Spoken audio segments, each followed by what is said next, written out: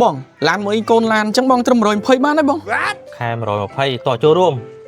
ញោមមានលុយចូលរួមផងបង អត់មានចូលរួមទេ បាទ ចង់បងសុតហ្មងហ៎ បាទ មួយខែ120 បាទ អីឥឡូវចេះតាឥឡូវមើលមួយគ្រឿងនេះសិននេះមួយគ្រឿងនេះដាក់ឲ្យមកមួយខែ120ណាបងប្អូនបាទមួយខែ120ដុល្លារទេមើលមានកង់ស្គួរទាំងក្រោយនេះដាក់បានហើយនេះ sensor គេ4គ្រាប់ក្រោយមុខ4ក្រោយ4បាទហើយក្នុងនេះស្អាតហ្មងនេះ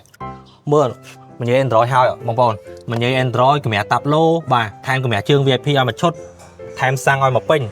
ឡាននេះស្អាតណាបងប្អូនបាទមួយខែបង់តែ120ទេអញ្ចឹងបងប្អូនយើងអត់ចង់ចូលរួមចង់បង់ប្រចាំខែតិចអាចមើលជាមួយនឹង Kia Morning ឆ្នាំ2005នេះបានបាទមួយគ្រឿងនេះថ្មីបងប្អូនបាទអត់មានច្រេះអត់មានពុកទេណាបាទយ៉ាងនេះលេងហើយទេនេះយ៉ាងគេអូញាក់សាច់ហ្មងបាទហើយខាងក្នុងគេបងប្អូនអើយនេះមីពណ៌លឿងស្អាតណាបងប្អូនហើយបងប្អូនមិនបាច់ចូលរួមទេបាទបង់មួយខែ120បងរំលោះ100%តែម្ដងដាក់តែឯកសារ2សន្លឹកមកយកបានហើយបាទ